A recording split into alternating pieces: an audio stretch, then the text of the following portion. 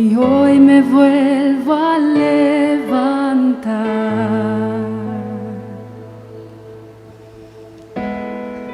Es tu amor quien me sostiene, el que me levanta, el que me da paz, me da seguridad. Es tu amor quien me sostiene,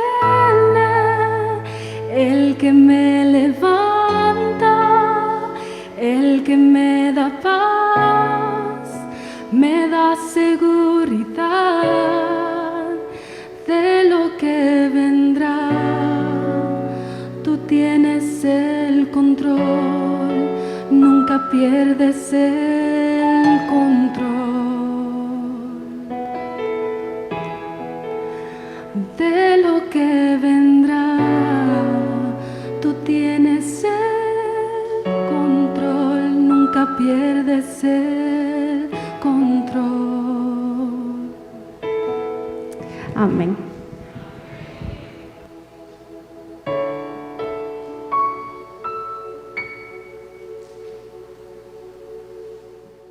Gracias por tan bella alabanza. El Señor es bueno y es maravilloso, ¿verdad? Reconocer que Dios tiene el control de nuestras vidas. En esta mañana te va a presentar un tema sumamente interesante. Es el tema del santuario. Por más que muchas veces podamos y que alguien nos muestre el santuario, cuando alguien nos muestra nuevamente el santuario, recordamos muchas cosas y aprendemos muchas cosas. Es aprender de la vida de Jesús, aprender del pasado y aprender del futuro. ¿Por qué digo del futuro? Decimos, no, pero en el santuario podemos ver a dónde nosotros vamos a ir. Así que presentamos hoy a nuestra hermana y amiga querida Jessica Lozada. Ella es miembro de la iglesia de Liceda. Le damos una cordial bienvenida a Jessica. Jessica, bienvenida. Que Dios te utilice grandemente para la gloria y la honra de Dios, siempre para que la manifestación del Espíritu Santo esté en nuestros corazones. Dios te bendiga, Jessica.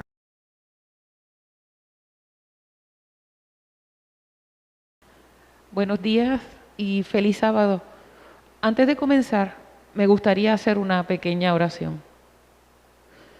Padre nuestro que estás en el cielo, santificado y glorificado sea su nombre. Le doy las gracias, Señor, por la oportunidad que me da de llevar su palabra. Le pido, por favor, que sea su Espíritu Santo el que esté con nosotros y que sea su nombre enaltecido. En el nombre de Jesús. Amén. Como saben, el tema para esta semana es acerca del santuario. Y muchos se preguntarán, ¿cuál es la importancia de conocer lo que sucedía en el santuario? Pues todo lo que allí pasaba ya llegó a su cumplimiento. Pero ¿verdaderamente este tema tiene para nosotros hoy relevancia? Para mí, el tema del santuario es fascinante. Pues aquí veo revelado el gran amor de nuestro Dios y un plan de salvación tan perfectamente elaborado, donde se tomó en consideración todas las ecuaciones posibles, todos los desvíos, y esto lo convierte en un plan infalible. En conclusión, sí es importante que estudiemos el santuario. Elena de White tiene varias citas donde nos recomienda el estudio del santuario. Aquí solamente vamos a ver dos. Y la primera se encuentra en Cristo en su santuario en la página 15. Todos necesitamos tener en mente el tema del santuario. Dios prohíbe que la charla que procede de labios humanos cercene la creencia de nuestros hermanos en la verdad de que hay un santuario en el cielo y de que un modelo de ese santuario se construyó una vez en la tierra. El Señor desea que su pueblo se familiarice con ese modelo, teniendo en mente el santuario celestial, donde Dios es todo y está en todo. Debemos mantener nuestra mente vigorizada por la oración y el estudio de la palabra de Dios, de modo que podamos captar estas verdades. Es decir, el santuario todavía tiene muchas verdades que enseñarnos.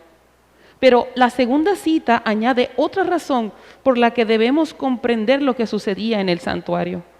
Dios en el Sinaí, cuando le estaba dando los 10 mandamientos, le reveló a Moisés no solo el tabernáculo, sino también las cosas celestiales.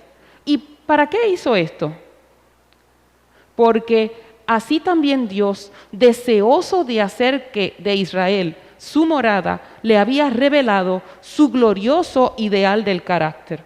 Es decir, debemos conocer y comprender el santuario, porque allí encontramos revelado el amor de Dios y su carácter. Y es ese el carácter que precisamente necesitamos para que podamos morar en la presencia de Dios por la eternidad.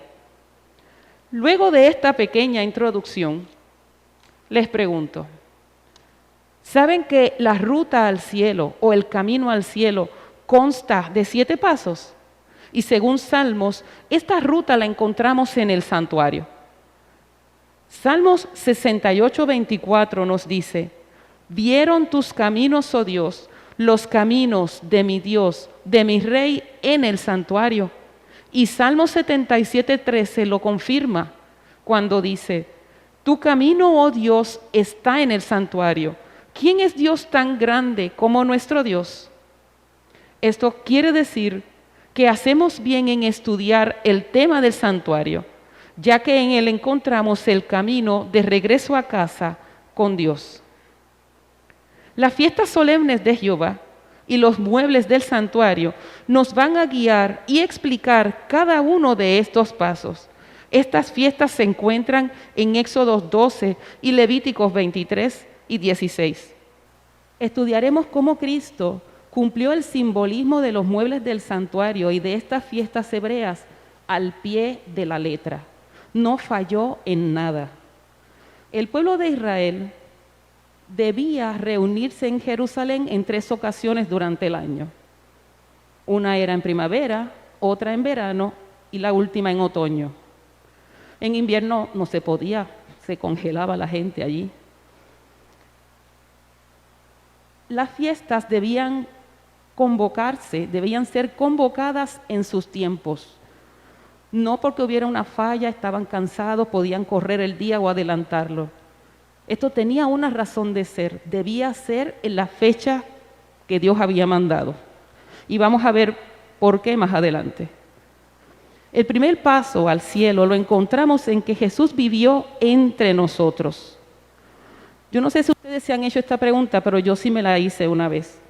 ¿Por qué Jesús vino e hizo lo que hizo? ¿Por qué vino y lo hizo como lo hizo? ¿No hubiera sido más fácil que Él hubiera venido? Como adulto no tenía que pasar la niñez y pasar todos los trabajos que pasó. Venir como adulto, que lo sacrificaran, resucitaba e iba al cielo y seguía el plan. Pero había una razón de ser de todo esto. No solo era el sacrificio, necesitábamos su vida.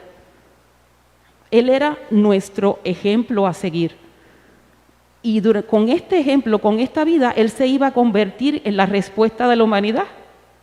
La humanidad necesitaba un redentor. La raza humana no podía seguir como estaba, necesitábamos un redentor. Me di a la tarea de buscar qué simboliza, qué significa la palabra redentor o redimir, y esto es lo que nos dice el diccionario de la Real Academia Española. Redimir o redentor es rescatar o sacar de la esclavitud al cautivo mediante precio, comprar de nuevo algo que se había vendido, poseído o tenido por alguna razón o título. Este es el significado de un diccionario. Pero ¿qué nos dice la Biblia acerca de esto? Porque según la Biblia, un redentor debía ser el pariente más cercano para poder tener el derecho de redimir y comprar lo que se había poseído. Este debía ser de su misma familia. Y este concepto lo explica la Biblia en Levíticos 25 y Jeremías 32. Pero el mejor ejemplo de redentor en la Biblia, aparte de Jesús, claro está, lo encontramos en Booz. Y esto se encuentra en el libro de Ruth, el capítulo 2.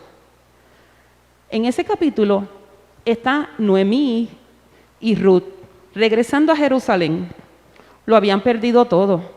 Estaban solas, las dos eran viudas, Y cuando llegan otra vez a la casa de Noemí, no tenían nada que comer, no tenían posesiones. Así es que Noemí le dice a Ruth que vaya a algún campo cercano a recoger espigas, pues había una costumbre hebrea que los segadores debían dejar espigas sin segar para que así las personas pobres que no tenían alimento pudieran alimentarse. Qué casualidad, el campo que escoge Ruth es el de Boz. Boz era un pariente del esposo muerto de Noemí.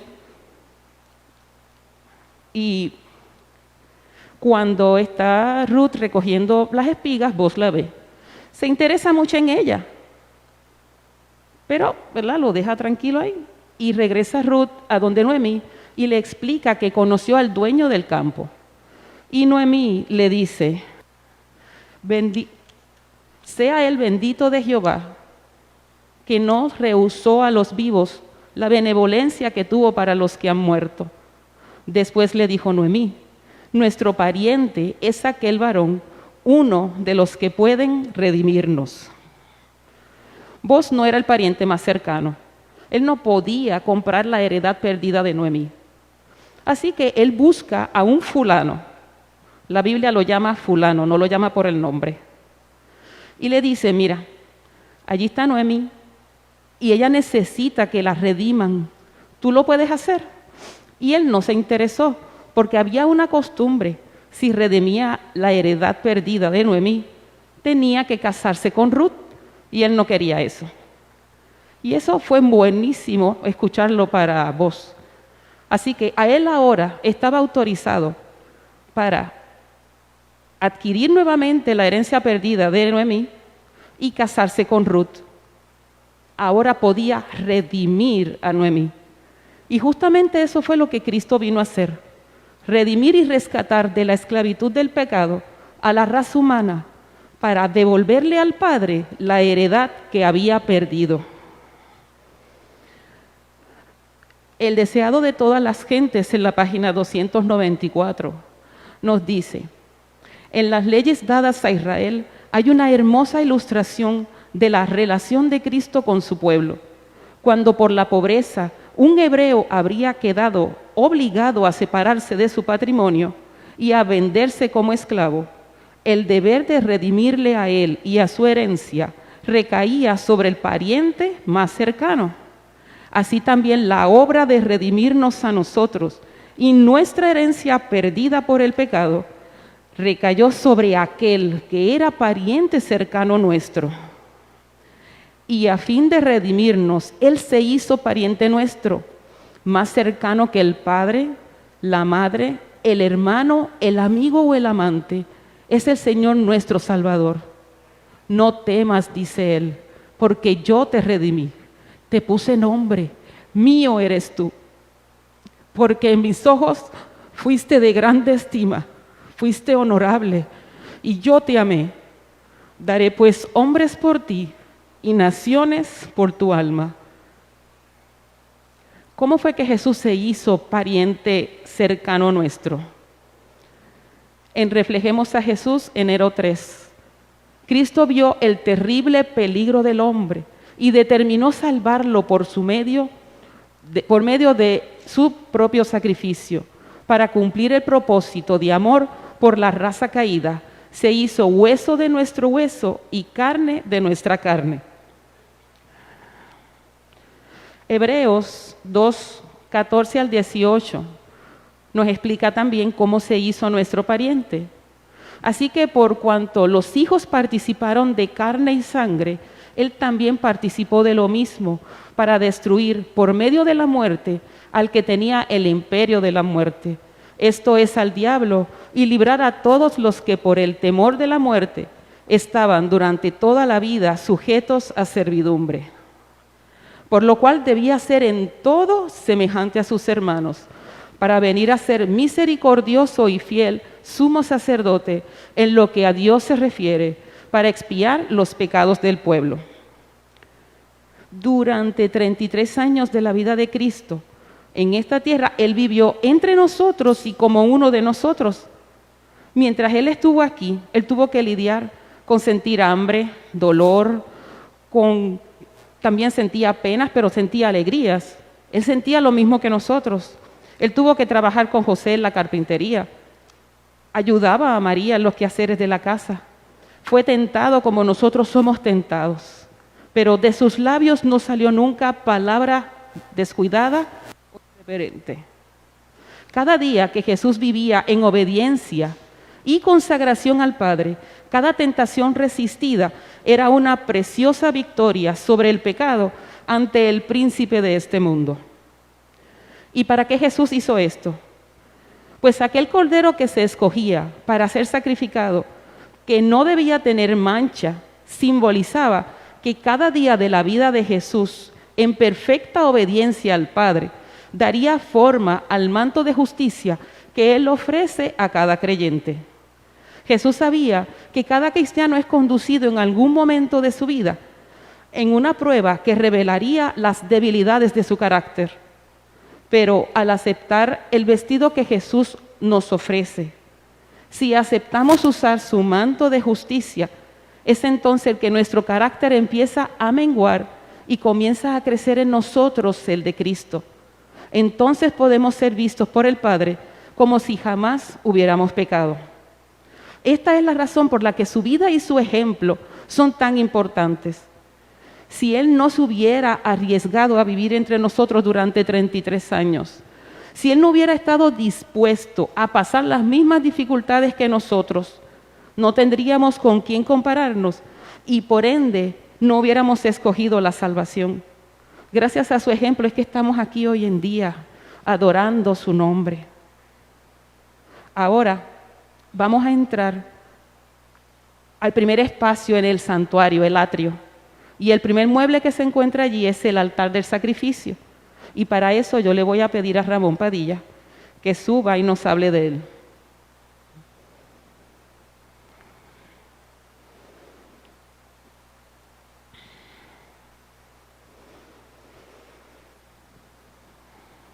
Así que comienzo leyendo, dice, Éxodo 27, 1, dice, con madera de acacia construye un altar cuadrado que mida 2 metros con 30 centímetros de ancho y de largo y 1 metro con 40 centímetros de alto.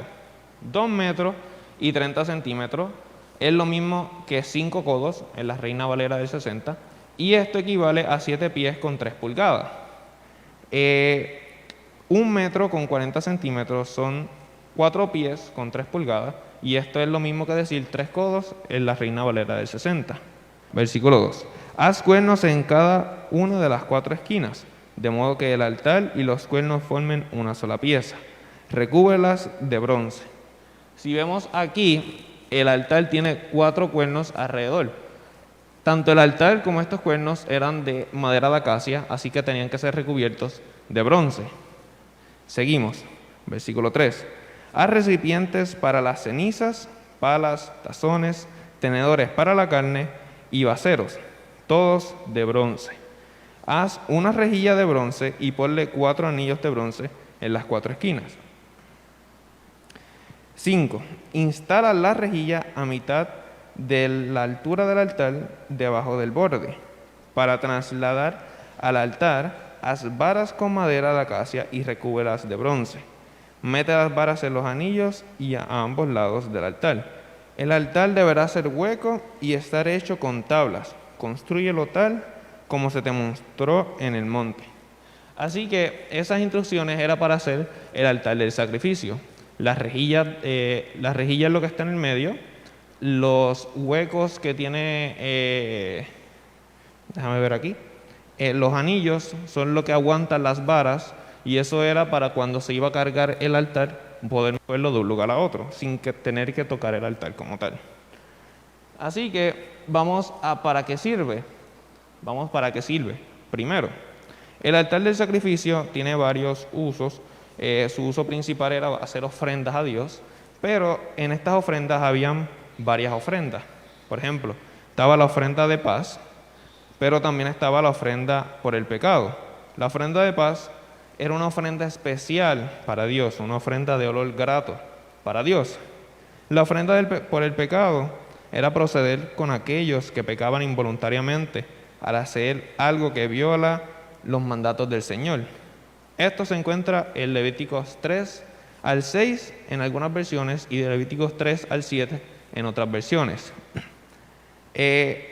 Cuando hablamos para qué sirve el altar del sacrificio, aparte de expiar, perdonar los pecados, era también para poder hacer estas otras ofrendas.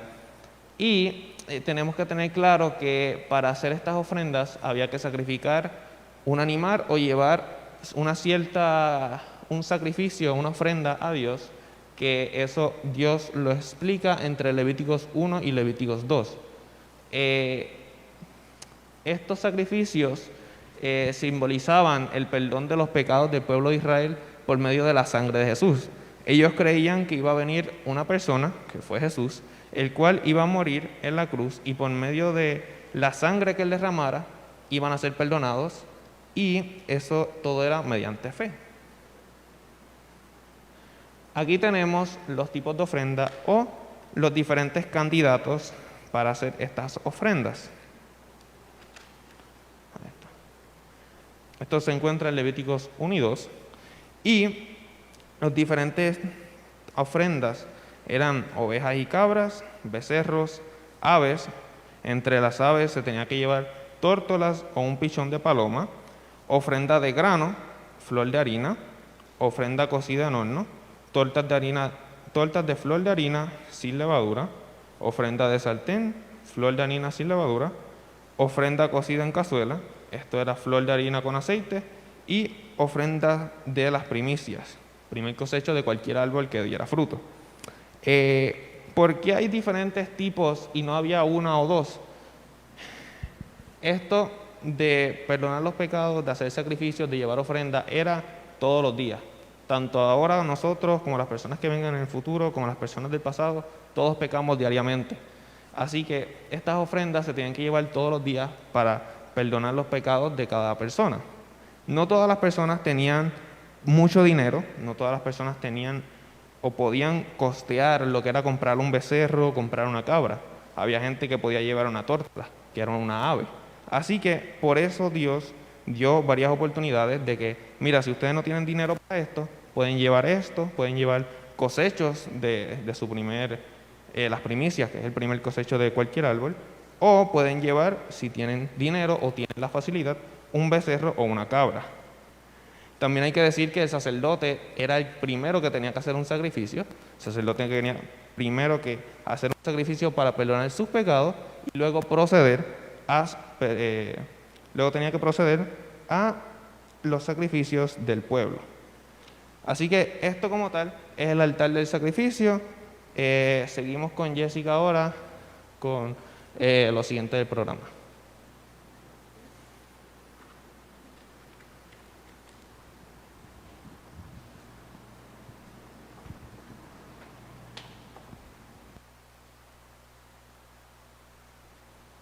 Uno, dos. Bueno, luego de esta explicación sobre el altar del sacrificio, vamos ahora a hablar sobre la fiesta que estaba atada al altar del sacrificio. Esta es la primera fiesta en el calendario hebreo religioso, y es la Pascua. Y concurre con que es el segundo paso en este caminar, en el plan de salvación, porque el primero era que Jesús vivió entre nosotros. Ahora el segundo es que debía morir por nosotros. Éxodo 12 nos explica cómo fue esa primera Pascua. Como saben, el pueblo estuvo cautivo, estuvo esclavo por 430 años con los egipcios. Entonces Dios, para liberarlos, les envía 10 plagas. Pero la última plaga era muy diferente a todas las demás. Esta era la muerte de los primogénitos. Esto incluía primogénitos de personas y de animales. Las instrucciones de Dios para evitar que un primogénito muriera era que debían sacrificar un cordero y esa sangre pintarla en el dintel de la puerta de la casa. ¿Por qué los hebreos tenían que hacer lo mismo? ¿No debía ser la plaga solamente para los egipcios? No. Esta plaga era para todo el que estaba viviendo allí, fuera egipcio o fuera hebreo. Así es que los mismos hebreos tenían que asegurarse de que sus primogénitos no murieran. Pero todo aquel egipcio que quisiera salvar a su primogénito podía hacer lo mismo. El cordero, este cordero que derramaba su sangre para salvar al primogénito, simboliza la sangre de Cristo. ¿Cuántos son primogénitos aquí? Primogénitos, no hay más nadie. Ustedes se imaginan si fueran nuestros días, yo soy primogénita, si en mi casa no hubiesen cumplido con esa orden, yo no hubiera estado aquí. Así que las órdenes que Dios da son muy importantes seguirlas. Él nos da un plan tan bien hecho y es para que nadie se pierda. Esta primera fiesta de Pascua era celebrada el 14 de Nisán. Este era el primer mes del año religioso hebreo. Para nosotros sería entre los finales de abril, finales de marzo, principios de abril. Pero los preparativos para la Pascua se tenían que hacer desde el día 10 de Nisán, cuando se escogía un cordero para el sacrificio. Este cordero era separado. La razón por la que se sacrificaba un cordero era para mostrar cómo el inocente iba a pagar por los culpables. Inocente Jesús, culpables nosotros. Esa es la razón por la que era muy importante que al momento de escoger un cordero se fuesen muy cuidadosos. Aquellas personas que se arrepentían y deseaban pedir perdón a Dios, pero como ya mencionamos, su capacidad económica no era muy extensa. No podían adquirir un cordero. Así es que hay unos animales que explica Levítico 7, que son los que se podían llevar al santuario. Aquí hay un ejemplo de alguno de ellos. Como ven, hay desde codorniz, palomas, cabra, cordero, becerro y buey. La paloma era para los más escasos, los que tenían una economía muy escasa. El buey era para el sumo sacerdote o para el rey en su momento dado. Si ustedes veían atravesar el campamento de los israelitas al sumo sacerdote con un buey, ya sabían lo que había pasado. Había pecado. Si el rey, toda persona que quisiera pedir perdón, se iba a enterar, por lo menos medio pueblo, tenía que ir con el animalito en mano directo al santuario. Y el santuario estaba justo en el mismo medio del campamento. Así que se enteraba todo el mundo que se había pecado. Éxodo 12, del 3 al 17, nos dice que este cordero debía ser macho. Y estamos hablando del cordero para Pascua, no del animalito que se usaba para pedir perdón. ¿Okay? En Pascua siempre debía ser o cordero o cabra, pero macho. ¿Por qué? Porque representaba a Cristo como hombre. Debía ser de 1 año. ¿Y por qué? Porque este animalito al año llega a la madurez, representando que Cristo moriría por nosotros en la flor de la vida. El animalito debía ser sin mancha y sin defecto, porque esto simboliza que Cristo no iba a tener defectos físicos, pero tampoco iba a tener defectos de carácter, es decir, no iba a pecar. El libro de Patriarcas y Profetas, en la página 249, nos habla de esto. El cordero había de prepararse entero, sin quebrar ninguno de sus huesos. De ninguna manera, ni un solo hueso había de quebrarse del Cordero de Dios, que iba a morir por nosotros. De este modo, también se representaba la plenitud del sacrificio de Cristo. La carne debía comerse Para alcanzar el perdón de nuestros pecados no bastaba con creer en Cristo. Por medio de su palabra debemos recibir por fe constantemente su fuerza y su alimento espiritual. Ahí dice que no bastaba creer solamente. Quiere decir que la fe te tiene que llevar a un paso más. Tienes que recibir constantemente de Él su fuerza. Pero no es tener fuerza y quedarte quieto. ¿Para qué uno quiere la fuerza si no va a hacer nada? Es ponerla en acción. Estos sacrificios de cordero cesaron como así había sido predicho en la profecía de las 70 semanas que encontramos en Daniel 9, 24 al 27.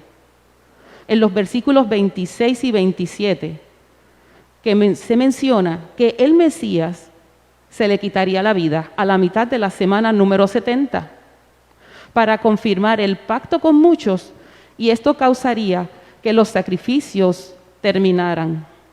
Por esta razón, hoy en día no sacrificamos corderos, pues el verdadero Cordero Cristo ya cumplió con esto. Y este es el motivo por el que ya no se hace la cena de Pascua. Hoy en día está sustituida por la Santa Cena, y lo pueden conseguir en Lucas 22, 7 al 20. Otro punto es que Éxodo 12, 46 nos dice que el cordero para el sacrificio no se le iban a quebrar los huesos. Salmos 34, 20, hablando de Jesús, nos dice que ninguno de sus huesos fueron quebrados. A los presos, cuando pusieron a Jesús en la cruz, la costumbre de los romanos era quebrar las piernas, los huesos de las piernas de la persona que tuvieran allí, para que muriera rápido. Pero con Jesús no hubo necesidad de hacer esto, pues Él murió antes. El versículo 8 de Éxodo 12 nos dice que el cordero debía comerse con pan sin levadura y con hierbas amargas. Esto es así porque Dios cargaría en Cristo todos nuestros pecados. Por eso los hebreos debían deshacerse de la levadura que tuvieran en sus casas. Recuerden que tenemos panes sin levadura. Significa que yo me tengo que asegurar que en mi vida no hay pecado. La levadura para la fiesta de los panes simbolizaba los pecados. Así que para esa fiesta no podía haber levadura en las casas, ni en ellos tampoco. Las hierbas amargas representaban dos cosas. La primera era la amargura por la que pasaron los israelitas mientras estuvieron como esclavos por 430 años. La segunda representaba la amargura por la que Cristo pasaría. Esto lo podemos ver en Mateo 26, 38, cuando Jesús dijo: mi alma está muy triste hasta la muerte. Ya habíamos dicho que el cordero era separado el día 10 de Nisán. ¿Cómo fue que Cristo cumplió esto? Ese año número 31, cuando Jesús regresó a Jerusalén para celebrar Pascua, Él llega hasta Betania, que quedaba cerquita de Jerusalén, para saludar a sus mejores amigos, que eran Lázaro, Marta y María. Y esto lo hace a pesar de saber que los fariseos y sacerdotes lo buscaban para matarlo. Para ese momento, Judas ya había estado en conversaciones con los sacerdotes para ver de qué manera podían capturar a Jesús. Pero él todavía no se había decidido. ¿Y qué fue lo que hizo que se decidiera? Aunque ustedes no lo crean, fue Jesús mismo. Cristo fue quien, en otras palabras, obligó a Judas a que se decidiera de entregarlo. ¿Cuándo? Durante la cena de Simón el leproso. Allí estaba María, y María había comprado un perfume muy caro, un perfume de nardos. Y con este perfume estaba lavando los pies de Jesús en agradecimiento, ya que Jesús le había perdonado los pecados, ya que Jesús la amaba tanto. Ella no sabía cómo expresarlo, así que derramó este perfume por los pies de Jesús y lo estaba secando con su cabello. Judas ve esto y se molesta. ¿Quién se molestaría de que alguien demostrara un amor tan grande? Pues Judas. Él dice, bueno, es un perfume carísimo, ¿Por qué lo está desperdiciando así? Mejor lo vendemos y ese dinero lo damos a los pobres.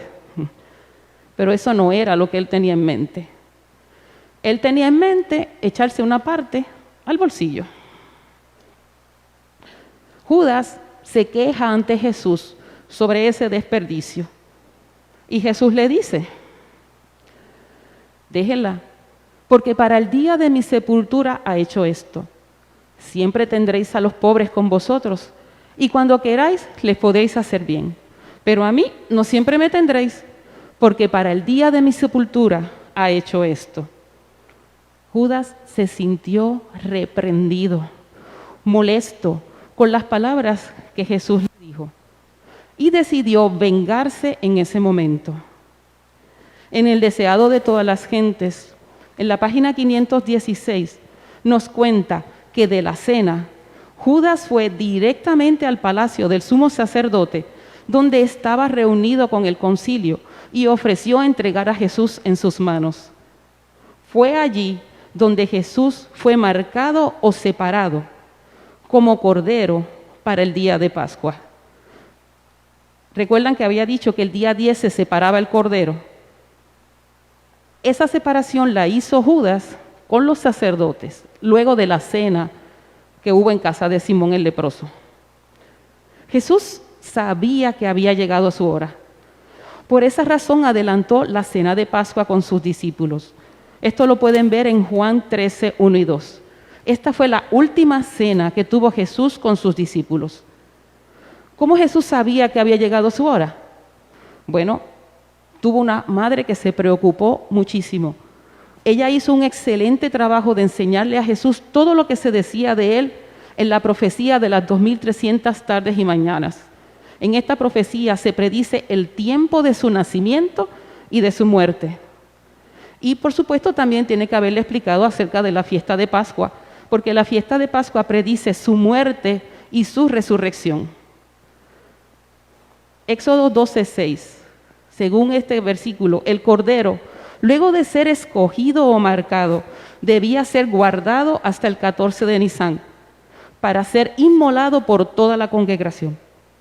Esto se cumple con Jesús cuando Judas, luego de la cena, va con el sacerdote y los fariseos para aceptar el trato. Él acepta estas 30 monedas que le dieron y luego es llevado ante Pilato. Jesús es llevado ante Pilato para que él les diera al pueblo a escoger entre Barrabás y Jesús. ¿Cuál fue la respuesta del pueblo? Todos a coros dijeron, crucifícale. Otro punto importante es que en Pascua el cordero debía morir entre las 2 tardes. ¿Saben lo que eso significa? Para los judíos, la primera tarde ocurría inmediatamente después del mediodía, que es cuando el sol está en su máxima expresión. A eso de la 1 de la tarde el sol comienza su descenso hasta las 3. Y la segunda tarde es cuando comienza a anochecer, aproximadamente desde las 4 hasta las 6 de la tarde. Jesús murió a la hora del sacrificio entre las 2 tardes, es decir, entre las 3 y las 4 de la tarde.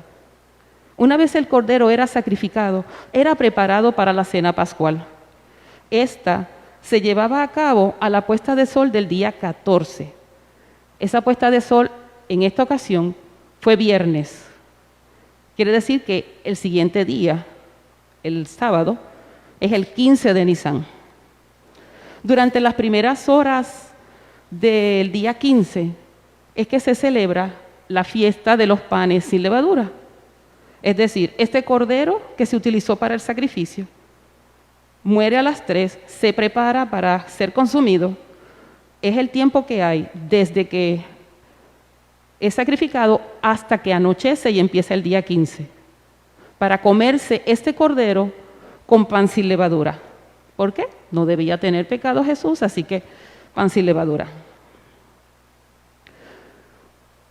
Jesús, para poder celebrar este 14 de Nisán, esta fiesta de Pascua, Él adelanta la cena con los discípulos, porque si no, no iba a poder estar en los dos lugares.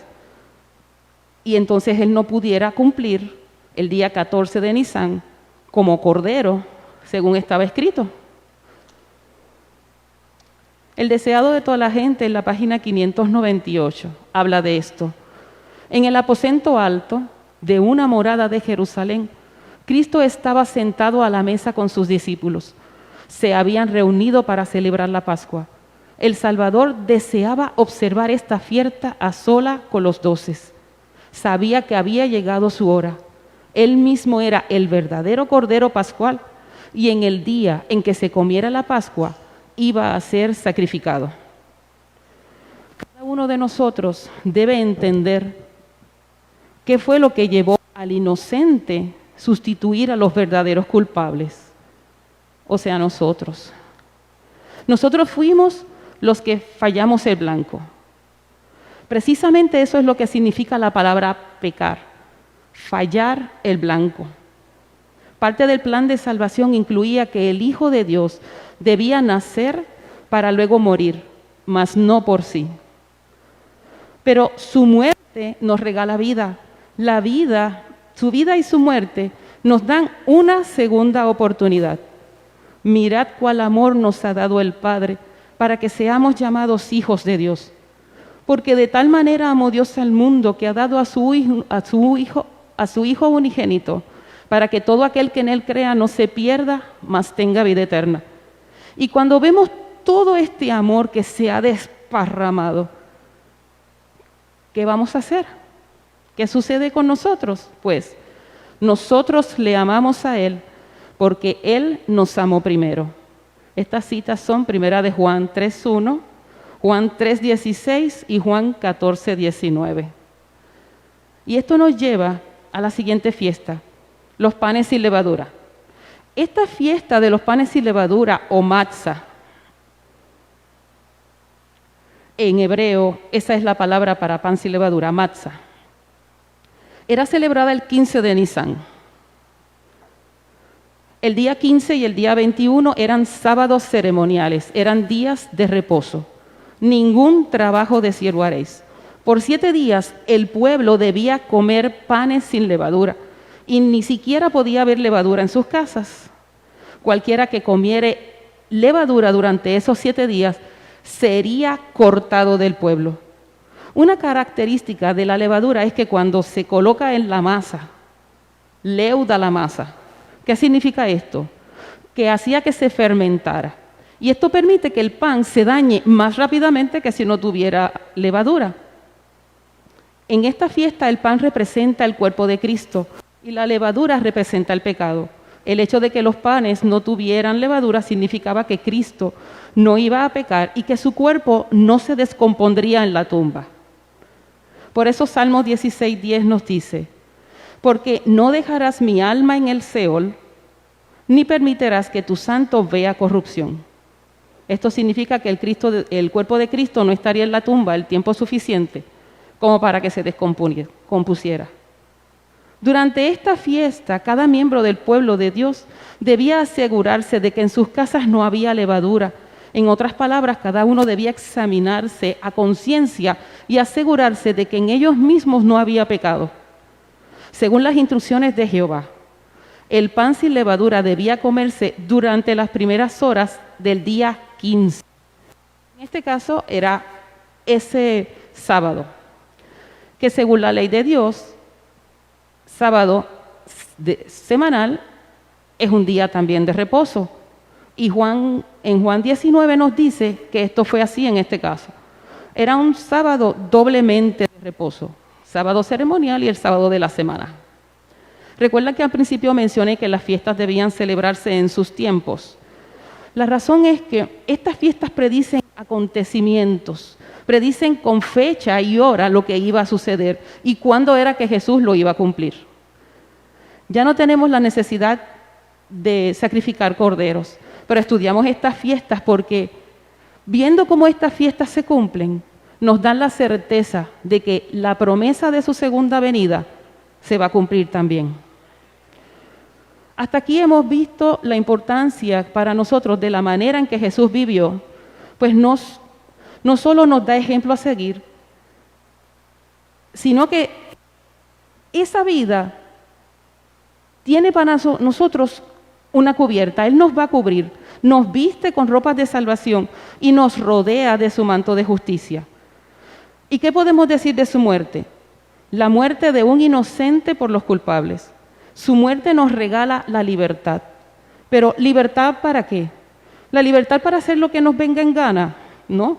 Su sacrificio nos liberta de una vida esclavizada al pecado, una vida en la que el mal que no quiero, eso hago. Cuando nos vemos en el espejo de la vida de Cristo, solo nos resta decir, miserable de mí, ¿quién me librará de este cuerpo de muerte? Pero todos podemos decir, gracias doy a Dios por Jesucristo, Señor nuestro. Esta historia de la redención no nos deja con un Salvador muerto, sino que nos muestra la manera en cómo podemos vencer el mal. Porque al ver lo que Jesús hizo en la cruz, eso te da esperanza, eso te da fuerzas para continuar. El siguiente mueble en el santuario nos habla de la resurrección y de nuestro nacimiento a una vida nueva. Y ese mueble es el lavacro. Pero vamos a seguir con el tema del lavacro el miércoles. Y otros temas más, así que los espero. Pero antes de terminar, hay 4 personas que se atrevan a hablar, para yo regalarles un librito que debe estar por ahí. ¿Me lo puedes traer, por favor? Necesito a alguien que me hable de la importancia de la vida de Jesús, de cómo Él vivió, alguien que hable de la Pascua, alguien que hable del altar del sacrificio y de la fiesta de los panes. ¿Quién quiere? ¿De qué? ¿De cuál de los 4? Sí, escoge un tema.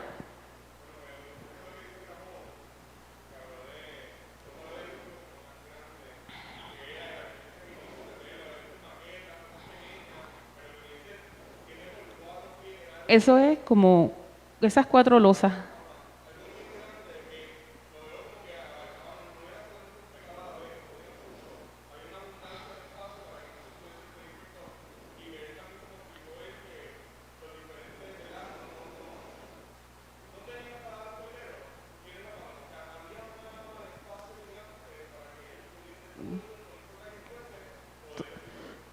Amén.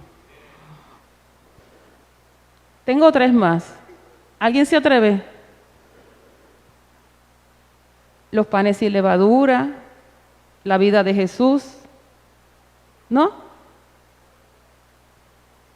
Pues no hay problema. Me avisan cualquier cosa. Vamos a orar. ¿Se pueden poner de pie?